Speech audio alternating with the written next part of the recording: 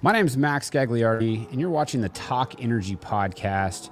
We're live this week with Abhi from Energy Intel. Excited to have him back on. We had him on a couple weeks ago, Hike and I did, and a lot has changed in the world of oil markets since then. Abhi, how's it going? It's going good, Max. Thanks for having me back on again. Yeah, for sure. We've got it up here on Twitter Spaces. People can tune in. I mean, I think I just let you open riff here at the beginning, take it kind of where you want to take it. But I think we talked like 3-4 weeks ago. A lot's changed. A lot has changed indeed. I think we were at that time, slowly starting to, get into a higher price environment. I think it was mostly, geopolitical risk premium. We can pick a number on how much was in the price at the time. Things have definitely escalated, right? We're, just to kind of set the scene a bit, we are now, officially in supply disruption, territory. By the way, on top of a market that was already undersupplied, before any invasion, any war even began. So you have one kind of layered on top of the other, and suddenly you've had probably the quickest and most severe set of sanctions imposed by the West. That even though they've tried to kind of tiptoe around oil and gas and exports, they've obviously come right in the crosshairs of it, right? So that's happened. The West is kind of escalated things and has kind of fueled this oil price spike, this broader commodity spikes that you're seeing, in agricultural products, in places like uranium, which are, kind of topics for separate discussions. But, you're kind of in the thick of a supply disruption, kind of ongoing, kind of tensions and conflict. And all of which are kind of setting up for, pretty uncertain couple of months ahead. But also some bigger picture questions, right? On what comes behind this, right? If we're really going to treat, Russia like a pariah energy state and try to wean off them, what does that mean for, the next, 2, 3, 5?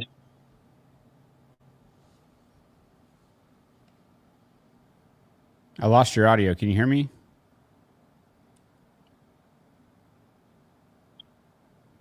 I can hear you. Yeah, there you go. There you go. You're back. Keep going. Sorry. Yeah, and I was just saying, there's some short-term questions and stuff to sort through, right? How messy is this market going to get? How do we come off this? What does it mean for demand? What does it mean for supply? And then there's some medium-term questions too, right? What is how are we going to kind of wean ourselves off, Russian energy for the West, and for not just the U.S. but for Europe over the medium term, and what does that mean in terms of filling in the void for that supply? For sure, I think that the main thing to me, it just seems like the water's a lot murkier. It's getting harder and harder for me to figure out the signal through the noise. Before this, it was really. You had kind of your normal variables. You're looking at what OPEC's doing. You're looking at what the U.S. producers are doing. The story and the narrative was, not easy to be crafted, but we kind of knew the variables. And now, just this volatility that we're seeing, I think it's getting harder and harder. What is that risk premium for the geopolitical stuff? And to your point, are we moving to a world where people are trying to wean themselves off of Russian energy? I don't think it's possible for a lot of Europe right now. To some degree, but you're seeing some self-sanctioning going on. And to your point, what are you said you got kind of the short-term, medium-term, long-term views, at least in the short term, and how we map out this kind of the rest of this year. And what are you focused on to try to find the signal through all this noise? Yeah, no, it's a great question. I mean, I think here, right, you went all the way up to 130, you dipped back below 100, now you're back to kind of the 105, 110 range. Now that we're here, right, at 105, 110, I think there's, still some geopolitical risk premium priced in. I think there's, still, kind of a $5 to $10 risk premium baked in. But even if you took that out, right, there is still, a pretty heavy physical market or fundamental disruption that justifies a price at least in the in kind of the low to mid 90s. Pre-war, pre-invasion, the market was already undersupplied by, we think, 2 million barrels a day. On top of that, you've layered on another 2 million barrel a day just kind of crude disruption out of Russia. Now, Russia's still producing, they're still exporting. They're pushing a lot of this, into storage, both onshore and certainly offshore. Floating storage has gone up, 50, 100 million barrels because they're still pumping stuff out. And obviously the gap is that it's not getting to buyers, right? Buyers are afraid to kind of get caught in sanctions crosshairs, and so the crude, the product is not reaching buyers even at a heavy discount. Although India and a couple of other areas, a couple of other countries have started to nibble, right, for sure. So you have kind of a 3 to 4 million barrel a day shortage in the market right now. The longer that lasts, that pushes and grinds the price higher, right? Geopolitical risk premium or not, that is a recipe for kind of a 90s price pushing into to the hundreds. And again, if it lasts for a month or two, you could be talking about 110, 120 instead of 100 to 110. Again, just excluding the geopolitical risk premium, right? So that can certainly last. And look, we also don't exactly know how this conflict is going to end. You have these, every couple of days you have these ceasefire talks that basically don't achieve anything. There's obviously a big gap between, what's perceived as as off ramps for this situation, versus the reality, right? Which is still, pretty heavy ground operation in Ukraine, and the fact that Russia is not, really backing down at the moment. You still have the West kind of pumping in military equipment into the Ukraine. The U.S. just approved another $800 million of equipment just yesterday. So all of that is going on as well. And so this could kind of go on for some time. Now, if the situation gets worse, if it escalates further, and you kind of grind on over time, right, and that supply disruption just continues to cascade, that's your recipe for 140, 150 plus, right? And just like it was very hard to tell 2 years ago that prices were going to go to minus 37 for WTI, it's very hard to say where the top is, right? Because it depends on how bad the escalation is, and how long the supply grind is. And but it certainly looks like it's set to continue for at least a little bit longer, and that kind of pushes things higher. Now, I would just say, once you get to the 120 to 150 range, you got to watch demand, because it's not just about high oil prices. You're seeing kind of broad-based commodity and inflation otherwise that are kind of dragging the global economy, which maybe we can grind through in the U.S., right? Like, how much of an impact is there really going to be with $4 to $4.50 gasoline? Not that much, maybe at the margin. But you got to start watching kind of emerging markets. You got to start watching your Asias and your Africas. By the way, with China now dealing with with its own COVID issue again, we'll kind of see how that shakes out.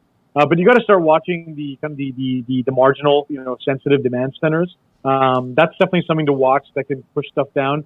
And then of course you got to watch how this ends with the Russia-Ukraine situation. There are talks ongoing. There are kind of both sides taking baby steps towards each other. There is the Ukrainian side talking about how potentially joining NATO is off the table. Potentially there's some carve outs for certain regions of the Ukraine that that will give Putin a possible win that he can chalk up to take back home to justify this whole thing.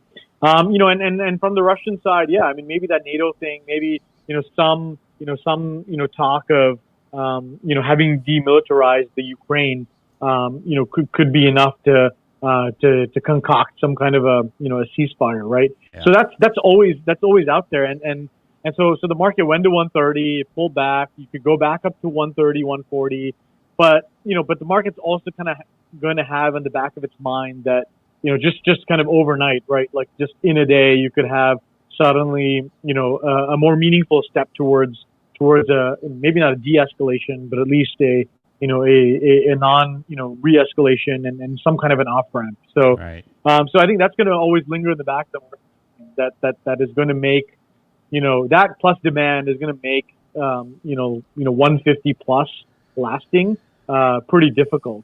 And just one other point, just kind of over the next couple of months, right? On the back end of this, you have Russian floating storage. You have a potential Iran deal. There's questions around what OPEC Plus will do. I'm skeptical. We can talk about that separately. There's limited otherwise, supply response otherwise. But, the fact that there's some pent up supply that can flush into the market, plus demand that can definitely come in at a negative surprise, could mean that, the higher you go, the harder you're going to fall. And by the way, I mean, Russia's in a recession already. And Europe could be dragged into it as well. Right. And just that combination plus some marginal, demand disruption in emerging markets, could mean, kind of a messy, demand picture a couple of months down the road, even if supply is still restrained. That's where I keep coming back to on the demand side is that it just seems like this isn't a hot take. You see it on Twitter everywhere that things are flashing kind of global recession. We got rates getting, marginally hiked up. I say marginally compared to the amount of inflation we have right now. At some level, this is a bit self-correcting in a sense, but the wild card is just what's going to happen with this conflict. Maybe to your point, there can be this kind of look. You take Crimea and maybe like some parts of eastern Ukraine, Kharkiv, or what? There's some line drawn or something, right? Where you've got east-west Ukraine, or I don't know. Maybe there's a compromise here. I hope so, that something can be compromised. And like you said, maybe like a de-escalation on the military side from, Ukraine backing off of any type of joining NATO or committing to that. It sounds like I already heard some rumblings that they're throwing that out there as a concession. The wild card is just like what Putin really wants, and how willing is he to drag it out. What's interesting to me back on the oil side, though, and I'm not really versed on this because I'm more focused in the U.S., but like who are the buyers? I don't know if you know this, but like who are the buyers typically of this Russian crude? What's the quality? Where is this going to impact people the most? What type of crude and crude quality could, replace that supply? I'm just wondering, like, at least right now, who's most affected by the oil side of kind of self-sanctioning or weaning themselves off of Russia? Yeah, and Russian crude is very unique, right? And they are heavy sellers into Europe. They're also big sellers into East Asia, not just China, but South Korea, Japan, and down to India and a couple of other countries. So replacing that crude is very difficult. There's not a lot of kind of like-kind replacement supply out there in the market. And that's what makes it challenging, and that's what makes it hard for Europe in particular to wean off Russian oil, just because the way the refineries there are configured. And definitely, South Korean and Japanese buyers are kind of in this bucket of kind of self-sanctioning, right? Taking the cautious route, but they just don't have kind of the alternatives to replace that. India is kind of taken probably a different approach. They continue to buy, especially with kind of the large discounts. But India really and Russia have always had some sort of a relationship going back, and India's kind of taken a more neutral approach, not quite the Chinese approach, but definitely a more neutral approach in all of this. But yeah, I mean, whether it's European refiners or East Asian refiners, it's not easy to replace this crude. There is no available extra supply of heavy crude out there that can just be swapped in. And this is why you have, for example, the U.S. going to Venezuela to try to work something out, right? But that is some potential supply that is similar. Again, the U.S. has a much smaller problem. It's a 100 to 200,000 barrel a day Russian import problem that not going to be solved by Venezuela. Perhaps it can be solved by a combination of railing in more from Canada and buying from from other Latin American and OPEC plus buyers. But for Europe, that's been buying multiple million barrels a day of Russian crude, and also East Asian buyers who've been buying sizable amounts. It's hard to replace this, and that's what makes this supply disruption unique, right? It's not a small disruption in a market where there is excess capacity and available supply to swap in. It's a sizable disruption on top of a market that was already tight, in part because there was very little spare capacity, and effectively the only spare capacity is in Saudi Arabia and the UAE, of any consequence. And even that is different type of crude, and of course there's the whole sort of political aspect of whether within the confines of OPEC plus they will even do anything to make that supply, to make that capacity available. I would even go far as to say there's even questions around whether that capacity is available. That's what I was. That was my next set of questions. Really, was just OPEC. How does this change the calculus? Can they do anything? Will they do anything? Yeah, I mean, I think there's definitely questions on whether they can do anything. Again, it would have to be sort of a unilateral action on the part of Saudi Arabia and the UAE, right? I think the timing of the last OPEC meeting was convenient. It was just at the start of all this, and we were just in the early days of figuring out the supply disruptions, so they were able to sort of skirt by by avoiding it. You've got another OPEC meeting coming up in 2 weeks, and I think so far you've had a lot of visits from senior U.S. officials. You've had Boris Johnson go to Saudi Arabia. So you've certainly had attempts to kind of wrangle out more supply. I still don't think OPEC Plus is going to do anything different than their plan. In part because Russia would not be able to participate because Russian supply is actually going the other way, right, going backwards. Most of the members would not be able to participate either because they're the majority of members are already lagging the current plan. OPEC Plus is already 1 million barrels a day beyond its plan for where it's supposed to be in February before all of this broke out. So most of the members couldn't do anything, and so are Riyadh and Abu Dhabi going to risk kind of that political connection and that link to Moscow to do anything on their own just because the U.S. or the U.K. has asked? I think it's still pretty unlikely. There, you could even wonder whether they can do it, right? Sure, Saudi spare capacity on paper is 11 to 12 million barrels a day.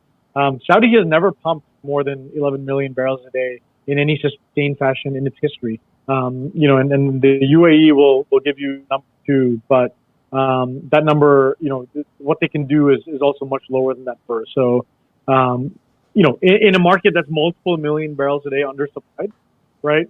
What's an extra like 500,000 barrels a day Saudi and UAE going to do? Maybe it'll, pull you off from like, 120 or 130 to 110, but it's really not going to change the overall dynamic. So maybe from their thinking, it's not even worth trying. Yeah. Well, and it's like the other supply chain stuff. You've got now China shutting down again because of COVID or shutting down some portion.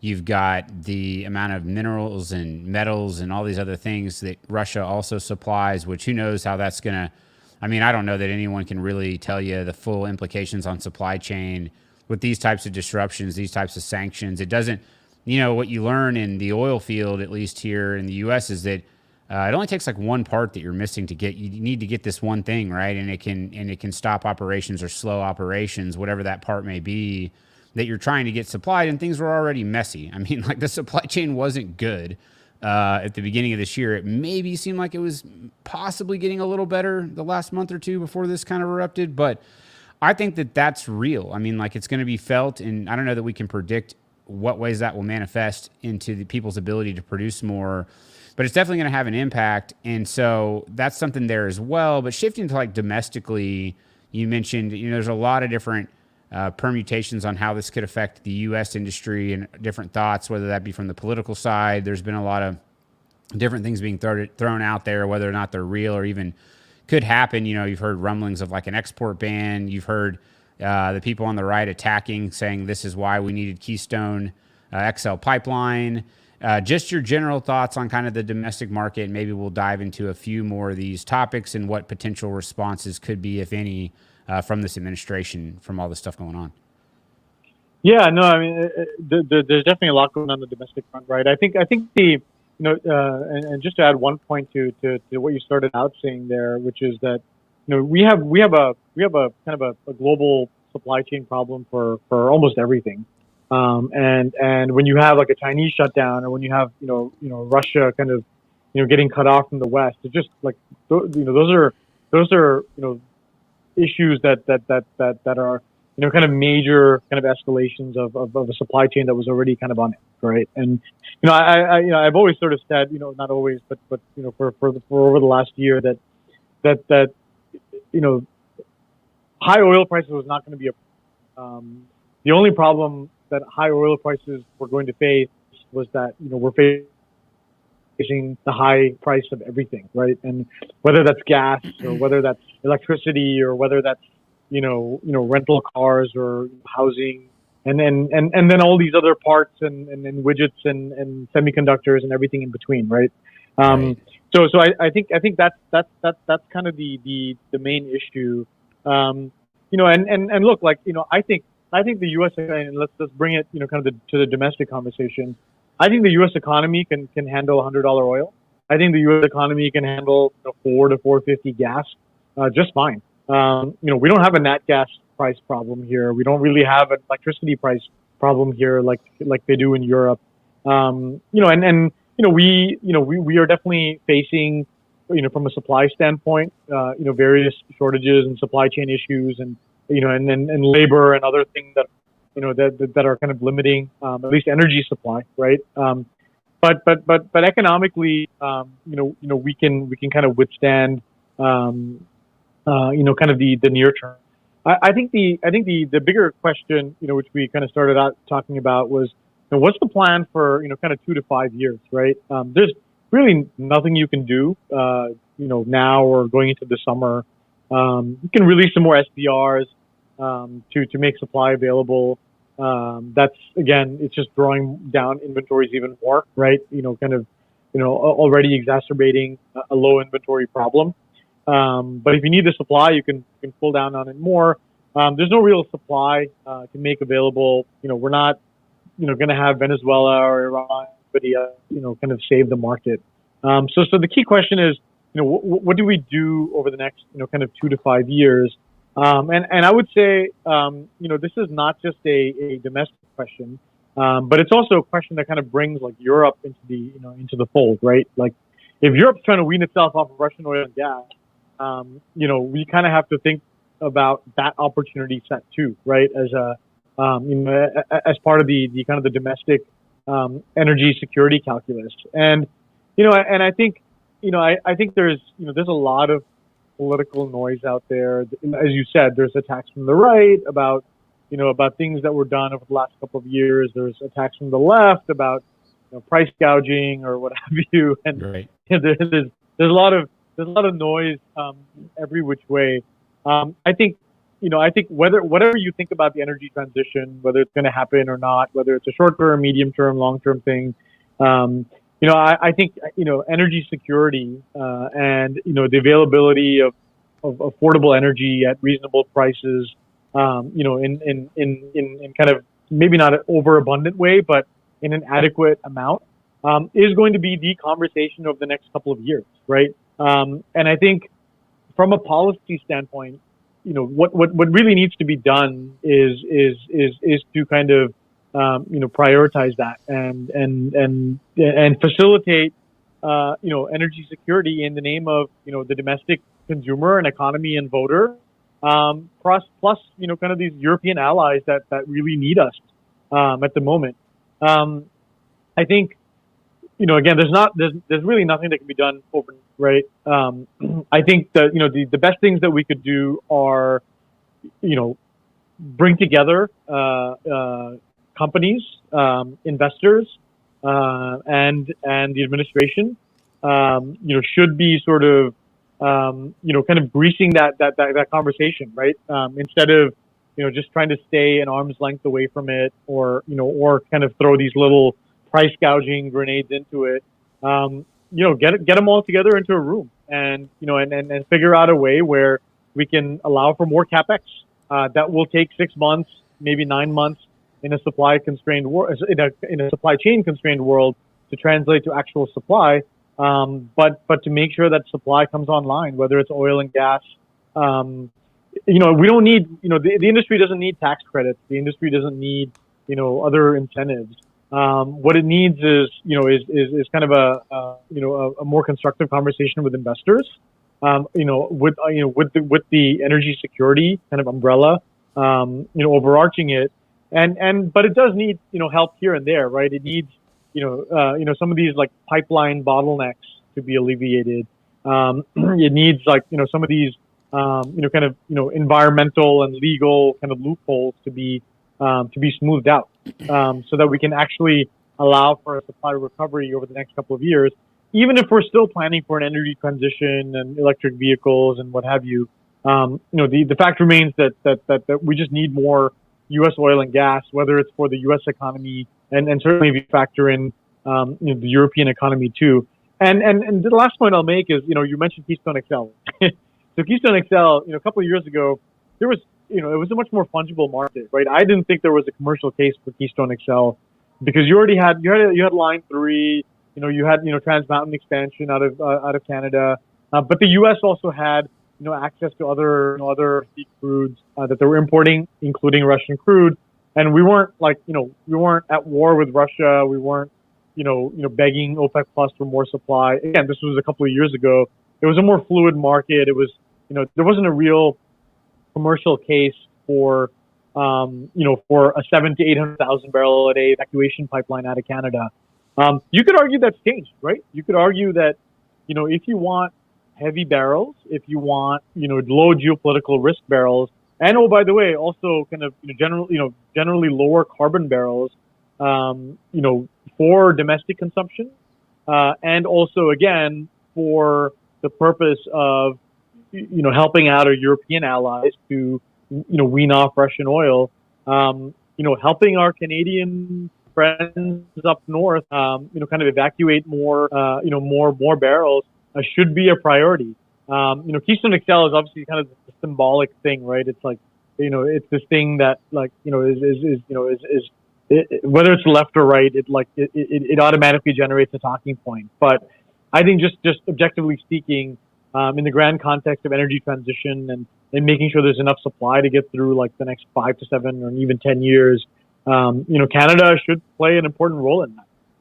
And certainly it makes more sense than like going to Caracas or trying to tie up with deals with other states that will leave unnamed for now. Yeah, you've hit like a bunch of different things here that I want to hit on that are really good topics. So one is the energy security piece, and this has been something we've talked about on the podcast for the last year and a half, and we've hit on this a bunch. And it's this idea that that it matters, right? That having energy security, and people will say, oh, we're not really energy independence. There's a lot of like regulatory reasons why we can't have the full independence because we don't have the right type of refineries, et cetera. There's a bunch. It's a complicated thing. You're always going to be importing, exporting certain products and things, but you can specifically look like the natural gas market. I mean, this is like a case in point. We've been able to have all this huge domestic supply.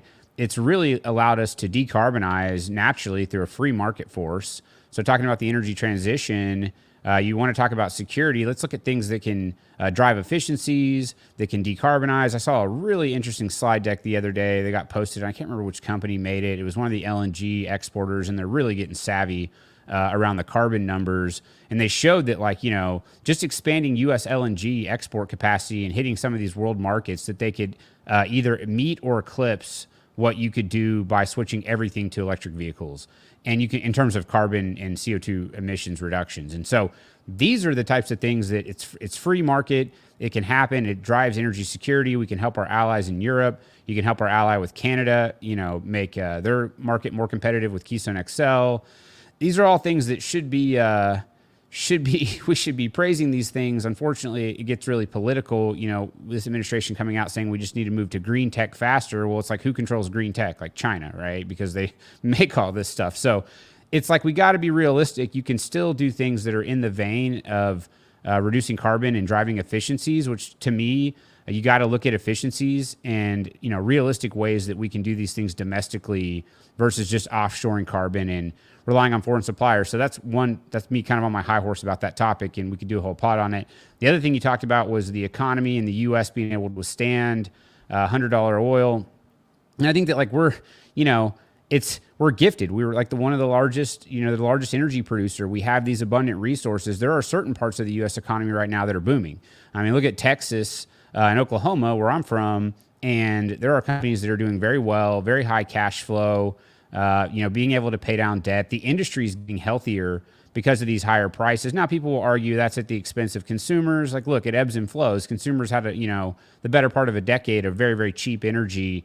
And, you got to average those out over time. But if you look at like post 2008 and the shale revolution and what we were able to do by, increasing our production of natural gas and oil, it was a massive factor, in my opinion, around why the U.S. has had a prosperity, why we were able to have, deflationary forces that kept inflation in check, even with ridiculously low rates, because we had all this cheap energy. So there is a backdrop here to where even if energy prices are higher, there are parts of the U.S., the Northeast, with all the natural gas that are going to benefit.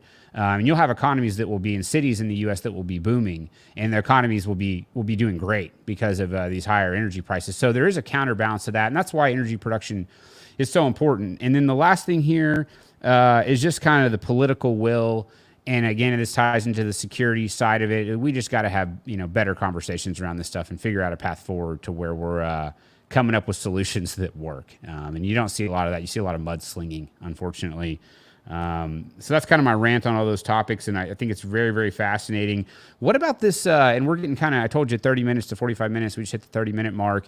What about this, is this strengthening now, maybe the back channels and the ties between like China and Russia? And you're hearing now like maybe oil getting priced in different currencies, and the Middle East kind of cozying up or shying away from the U.S. I mean, how does this, is the dollar ever not going to be the currency? Is this going to kick off some, you hear some people on Twitter saying this is the beginning of the end for dollar denominated oil. I wouldn't go that far, but what are the implications of this? Is this actually going to change anything, or is the U.S. dollar just too entrenched with the oil markets? Yeah, and I mean that's the topic for a whole separate conversation. But back to what you were saying, your Rand, I'm gonna add to that, because I think look, we have an opportunity. Let's just say like U.S. oil supply was going to go to 12 million barrels a day this year. So let's just use that as a base. We have an opportunity here to grow that 12 to 14. And we have an opportunity to grow, 5 to 10 BCF a day of gas supply, for the domestic economy and for Europe, and for, other, kind of, strong partners who will buy this. And I think facilitating that, is going to be key. And I think, I think this is where, a president can actually, do a lot, right? Just in terms of getting people into a room together, in terms of kind of giving the blessings to under emergency defense, wartime, whatever you want to call it, times or under that motion, to kind of get to get capital flowing again quicker. And I think that's definitely an opportunity here in the short term. To your point on on kind of the okay, there's going to be kind of a shifting energy order, right, in the world. Are we kind of losing out on this? I would say two things. I would say, back to that earlier comment I was talking about, if we don't take advantage of this from a supply standpoint, we're going to lose out. Okay, so that's just purely the only way we kind of win on this for ourselves and for Europe is volumetrically, right? Is to grab some of that pie that is going to be that is going to be made available because of Russia.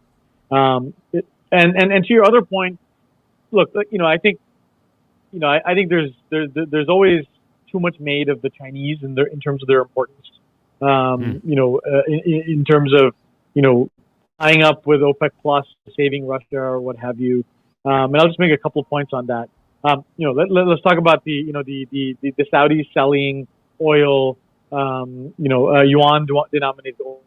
Well, yuan is pegged to the dollar, so that's how China operates. Right. So really, it's not really changing a whole lot.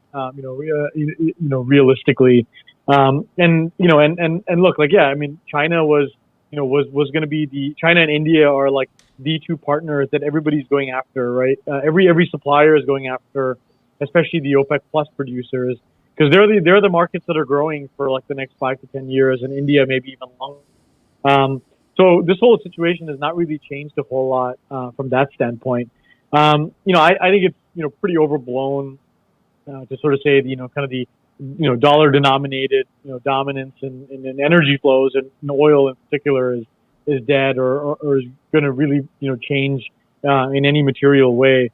I think that some of that was already happening anyway before this, and there was probably going to be some marginal progress on that anyway, whether it was the yuan or the rupee or what have you.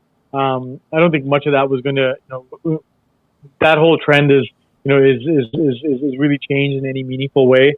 And I think look, like even if you just kind of think about it from a China standpoint, let's say China is going to grow, and Russia is losing customers in the West, right? So obviously China and India are going to be the two places that that they're going to look to kind of redivert those volumes.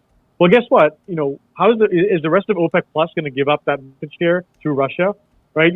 Yeah, they might all be friends, and they might all kind of keep talking to each other, and and looking out for each other. But at the end of the day, China and India are the markets where Saudi, UAE, Kuwait, Iraq, Iran, increasingly with the deal, are also going to be looking to compete, right?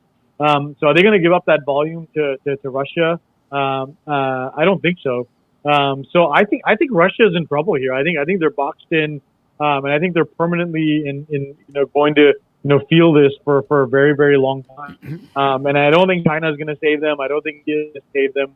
Yeah, sure, they'll take some short-term barrels and they'll be able to redivert some of the volumes lost to from Europe over time to other markets. But OPEC Plus is going to fight over it, within that. And this is why kind of the European market is the prize, right? The European market is kind of the prize for oil and for gas, with like a 2 to 7 year time frame, right? Let's look at it long term. I mean, Europe has said their plan to wean off Russian energy is takes them out to 2027. If you think about that window, there's plenty of time for the U.S. to expand oil, gas, LNG, LPG, you name it, right? For that market. So for us domestically, and let's rope in Canada too. Europe is the prize. OPEC Plus can battle over China and India and other markets within themselves, and they will.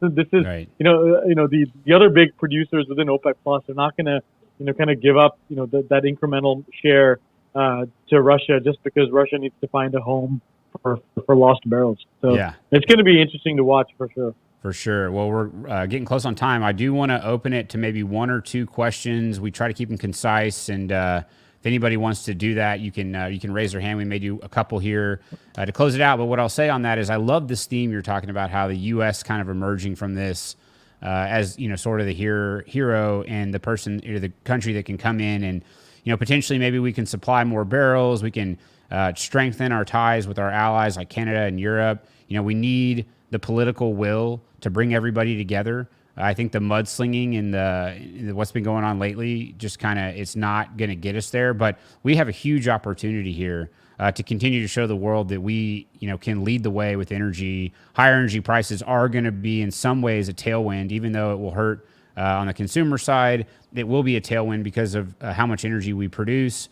And so we can step up and do that for the world. And then we can also, basically help from the like the energy transition side with like this decarbonization with the natural gas and the LNG. Like we need to embrace this and say, look, we can be the leader. Look what we've done in the U.S. since the shale revolution. We've lowered our emissions. We can help, export this resource around the world, provide security. We can provide, bridge fuel to the transition. And it just seems like this could be a really good news story for the U.S. if we play our cards right. And we have the political will to make that happen. One thing you said around capital flows, it's a must. This kind of weaponizing the capital markets to starve the industry from capital is, we're seeing the effects of that now. And then, and then like the activists on the boards of some of these companies, like not wanting to produce more because they'll get punished. So I just think that if we can step up and do the right thing here, this could be a huge opportunity for the U.S. And so that's kind of my last thing on it. And I'll look down. I don't know. We've got one request. And I've got Go one point to add to what you were just saying before we jump into questions, which is, that's absolutely right. And I think if you want to push this down properly from a policy standpoint, right, and get the investors and companies together and do it right, you say, look, you produce more, but you cut out the methane leaks, you cut out the flaring, right? You just take care of the low-hanging fruit, right? And you can make, some meaningful progress towards decarbonization and, and lowering emissions, especially the easy stuff to tackle. And that's your trade-off, right? That's your opportunity to say, hey, let's get like the 10 biggest companies in the U.S., the biggest producers, and work this out. So we're growing production, but we're growing it kind of the right way. And oh, by the way, we're doing this to back out Russian production and production from other other producers that are not really caring much about methane and flaring and these sort of issues. You can see it on kind of any satellite map that they're despite what they bring to like COP26 or whatever, they're not really doing much to address those problems. So we could do it the right way here and in Canada too. So I'm gonna just thought I'd throw that in there. No, I love that. I love that message. All right, hashtag Oil God. We got you up here. What do you got? Thank you so much. Fantastic space. Really nice to hear both of you. A question I have is it's actually more to share fear. We're talking about how we have to have the Europeans, the Canadians, the Americans kind of have a meeting of the minds, if you will, with respect to how to kind of get each other to a better place. So the issue that I have is, do you think they're actually connecting the dots well, not just on oil, but even on the other side of the trade? So what I mean by that is that, Biden and let's say Trudeau are very, how do you say it? Very green focused, very ESG focused. And so all of the copper, nickel, lithium, all these things that they need for all of that, electrification and all these things, the premise is still the same. We're still going to be relying, like Germany, on Russia. Now, the Americans and the Canadians will be relying on foreign entities for the solar, the wind, and all of these other renewables. And so my question to you is, do you think this may go further than just energy security in general and just into one of an overall understanding of, Germany got themselves and Europe got themselves in this position because they were relying on Russia. And now if we don't do this, you're going to then rely on, converting an entire North American economy to green, and that's just going to put us in the same place. And I just want to ask you what your thoughts were on that and sort of how you see that all playing out. No, I mean, Max, you touched this earlier. I mean, it's definitely an important point because there's no point kind of reshuffling the energy deck, and in the process going from one set of unreliable actors in terms of providing inputs to a whole different set or a different set of inputs, right? And whether it's copper or whether it's lithium or whether it's polysilicon or carbon fiber or or nickel or palladium or what have you, depending on which new energy technology you're talking about. That's exactly what you're doing. You're just you're just kind of reshuffling the deck on who else you're reliant on. And by the way, that who else is China, is a bunch of African countries, it's Russia, and it's other places that you really just don't want to, repivot your energy security to. So this is, I think there's a energy security conversation from the standpoint of more oil and gas supply, because that's what today's economy runs on. And I think there's an energy security conversation to be had on all the other stuff. If you really want tomorrow's economy, or your 2040, 2050 net zero economy, to me running on that stuff. And I think that's probably, maybe a battle for a couple of years down the road. But it's not being talked about enough today, for sure. Thank you. I just say thank you for that. And Abhi, if you would follow the Canadian Oil Mafia #COM. We're trying to educate the masses on what we call energy ignorance, because I think what you're saying requires absolute truth, a broader audience, and really we need to have people like yourself, the media, people in general holding our politicians accountable. Because if I was European today and I had a $1,200 heating bill for my apartment in Germany, I would not be happy with the people that got me into this situation in the first place. So I do truly thank you, because it takes a lot of bravery to stay in one of these spaces and speak the truth. And that's all we're doing here at the Canadian Oil Mafia. And you've got our full support. So thank you both, Max. Fantastic space as always. Yes, thank you. Yeah, well, I'll just tag on to that and just real quick and say that this is the ripple effects, the second and third order effects of, these policies, right? You make it prohibitively impossible basically to mine in the U.S. and then you lose the ability to get raw materials cheaply. Then you make it to where we can't have coal, use coal, and then things like the steel industry, manufacturing, all these things end up, getting offshored somewhere else. You put in things like cap and trade, and that makes it harder. You offshore, and then you look up and you're not making things anymore. I think in the U.S., we've really dropped off on a bunch of different fronts. We're, non-existent on the mining side. We better make sure that we continue our relationships with Australia and allies that do have good mining. And the conversation needs to be brought up to how do we get some of these things back going again in the U.S.? How can we make things like chip manufacturing here? How can we, maybe get some mines permitted, maybe get some new nuclear plants up and going? But it's all just, it's fun. We have these talking points, but at the end of the day, there's real implications for these things. And then to solve the problem, to your point, you said 2 to 7 years. It's like it could take a long time if you want to fix these things. So I think that it's critical that we continue to have a focus on, making things here. And obviously we're good at energy. And I would credit that to the fact that we have, in the U.S. at least, free markets around mineral rights, and people can own minerals, and private companies can exploit those. And it's really bailed us out. But Tom, what do you got? Hey, Max. Hey, Abhi, man. Awesome space. Great interview. And it surprises me these days the amount of people that think that politicians and policy and politics don't have any kind of impact on the energy production we have here, not only in America, but also in Canada and around the world.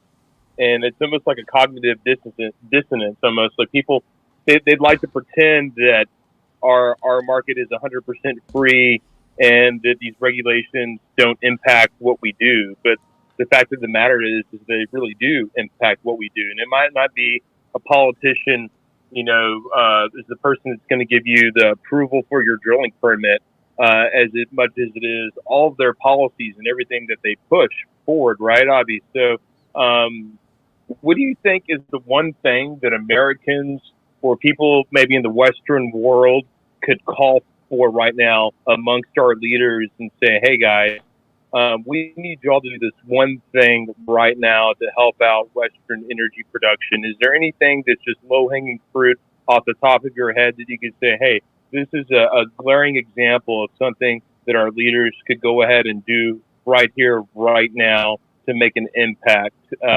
Just anything at all? Thanks, Tom. Thanks. Yeah, I mean, what's funny is, look, the U.S. was producing 13 million barrels a day pre-COVID, and we're at new highs for gas, but there's capacity for more gas production growth. I think the low-hanging fruit is just like getting the right people in the room together to have the conversation, about energy security in like in kind of a rational way. And by the way, it's not going to be, just stimulus money and, and taxes and things like that are going to pay for the energy transition. It's kind of a healthy economy today, which, by the way, runs on traditional or old energy that is going to pay for that transition. So, I think that is, the low hanging fruit is, if you want, wherever you want to be in 20, 30, 40, or 50, you kind of need to kind of strengthen your base now to get there. I don't think there's really anything that beyond that needs to be done, to really kind of facilitate more supply domestically, especially here in the U.S. Like, for Canada, you've got to bring up that Keystone XL again, right? Because that's your real outlet. But in the U.S., you have the plumbing, you have everything in place, for at least a quick bump.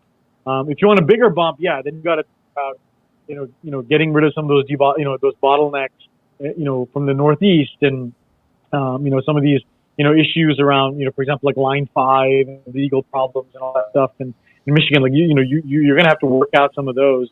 But those are, I think those are like medium term problems. I think there's not a whole lot getting in the way of getting more supply going in the short term.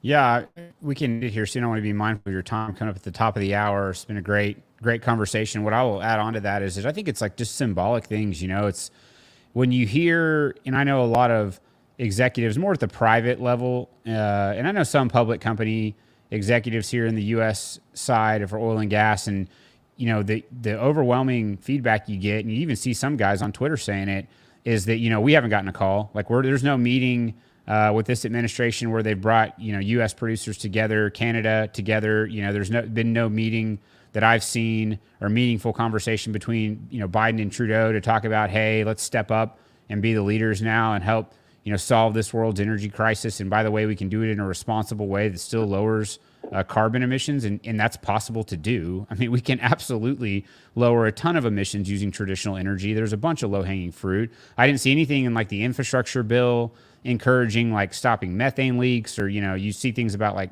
car charging stations and stuff like that. So it's if they wanted to step up, and even if it was symbolic, to change the messaging a little bit, it doesn't mean we have to move away from this core messaging around decarbonization. I think you can decarbonize with natural gas and even with crude oil by doing it responsibly in the countries like the U.S. and Canada that actually have these environmental standards. Every barrel that we displace from OPEC or Russia or these other countries is a lower carbon barrel, and we need those for the security and for all these other reasons that we've talked about.